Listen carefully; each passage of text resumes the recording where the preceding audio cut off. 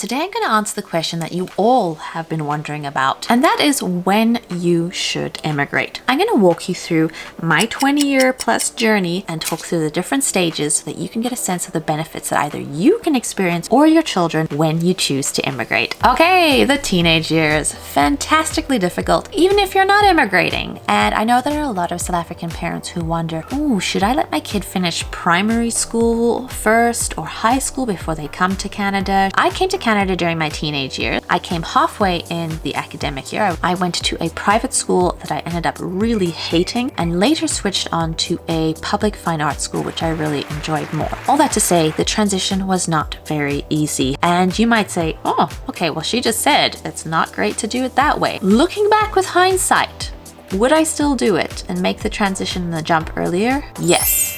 And here is why. Financially, there's a reason. Canadian schools are publicly funded and they are high quality schools.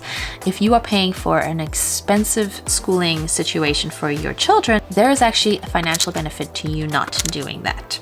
Socially integrating. It is difficult to socially integrate no matter what, but it is probably easier in the long term to socially integrate when you are younger. Create a network of Canadian friends to fit into Canadian culture, understand the Canadian context, because that all leads to greater opportunities later in your life when you are working where you understand the Canadian system. So yes, it is painful in the moment, but I would say that social integration that happens earlier bodes well for establishing connections later in life. At school, you get to learn French, and I think that is super important because if you are going to work in federal government and move further ahead in your career, you have to speak French. If you are going to work in medicine, for instance, having French actually opens you up to the opportunity to work in a lot of Eastern Canadian communities and go to Eastern Canadian schools where French is looked upon as a positive. If you go into broadcasting at all, what a bonus to be able to speak French. That will take you to a whole nother level.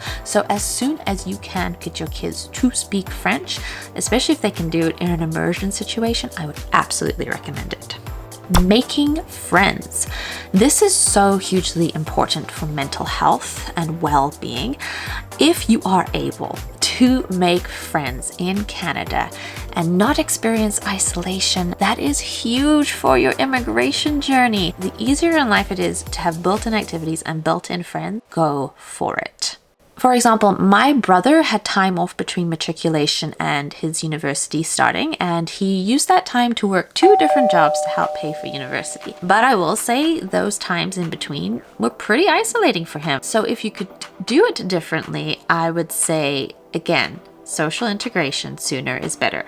You have more access to post-secondary funding if you are in the Canadian system sooner. I did high school in BC and there's something called Passport to Education, and every year that you were over a certain academic standard, where I think it was like 80 or 85%, you received credits towards your university tuition that you could then take the passport to the office, give it to them, and they would take that off your tuition.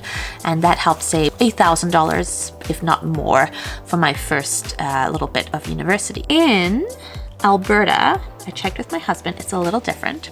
You can attain the Alexander Rutherford Scholarship from grade 10 to 12. Basically, it means if you get over 75%, you get a certain amount, which is like, I think $700, and over 80%, $1,300. The maximum you can get over 3 years is $2,500. And if you're wondering how expensive tuition is in Alberta, it's about $8,200 for 2 semesters at University of Calgary, and that is tuition and general fees estimated for the Faculty of Arts. So that is going to vary a little bit depending on the faculty that you're in, but that is a substantial savings by just you doing decently well in high school. I want to add a caveat. There are specialized scholarships that you get for volunteering and leadership.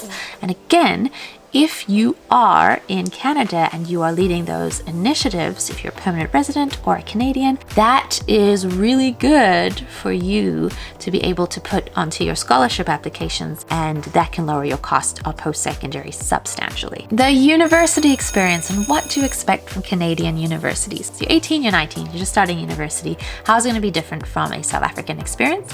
Canadian bachelor's degrees are a little more general. They are all 4 years in length. And they have additional credits, which are just course credits units that are broader and they try to take some arts classes in there as well. That gives you a little bit more room to wiggle around and figure out what you want to do compared to South African contents where it is more streamlined and your degree can be done in 3 years. The next thing that I will put out there that's different about Canadian experience is you have something called a co-op program. And a co-op program is available at most Canadian universities, and it is a placed work experience. I would highly recommend that you do them, even if it extends your degree a little bit further. They are quality work experiences at either good companies or the government. They pay decently, and in Alberta it will be anywhere from $15 to $30, again depending on your degree and your seniority. It also builds a better resume CV that in the future, when you are applying with your fresh degree, you actually have maybe up to a year's worth of work experience at varied situations. That really puts you in a good place for your future career endeavors. You're going to see a bit of a theme here. The sooner you immigrate, the more the benefits of immigration work in your favor. After university, you're working, you've met someone, you get married, you want to have kids, is having babies. Having babies is very expensive. It's one of the most expensive costs that you might go through in your life. And I wish it was something that people thought of when they were choosing where they wanted to immigrate. In Canada, because we have a publicly funded medical situation, it's socialized medicine, it means you don't have any direct costs. It's just your taxes pay for your need. Birthing is considered one of those needs. The only direct costs you have are either pharmaceutical costs or your parking in some situations at the hospital. If you choose to have a baby in the US, the cost is about $13,024 for a vaginal birth. That's $17,835 Canadian, and $2,646 US for a C-section. $31,011 Canadian. I just wanted to put that there. If you compare it to South Africa, the costs are 38,000 rands, which is $2,898 Canadian, or 44,000 rand for C-section, which is about $3,355 Canadian. It is so difficult to do a real comparison between costs of having a child across continents and cost of living, but there is a big difference, I think, where you are economically if you're living in the US versus Canada, and what the burden of cost might be to have a child. So I'm going to do a part 2 and maybe 3 of this video that goes into the next step of maternity leave, child benefit programs, employment, etc. Because I think this is a really worthwhile series and a much longer conversation to have. And I do videos on things that help immigrants as they moved to North America to help make the better decisions for their lives. If you're curious about my day-to-day life, it's Christy in Calgary on Instagram. Tot volgende week!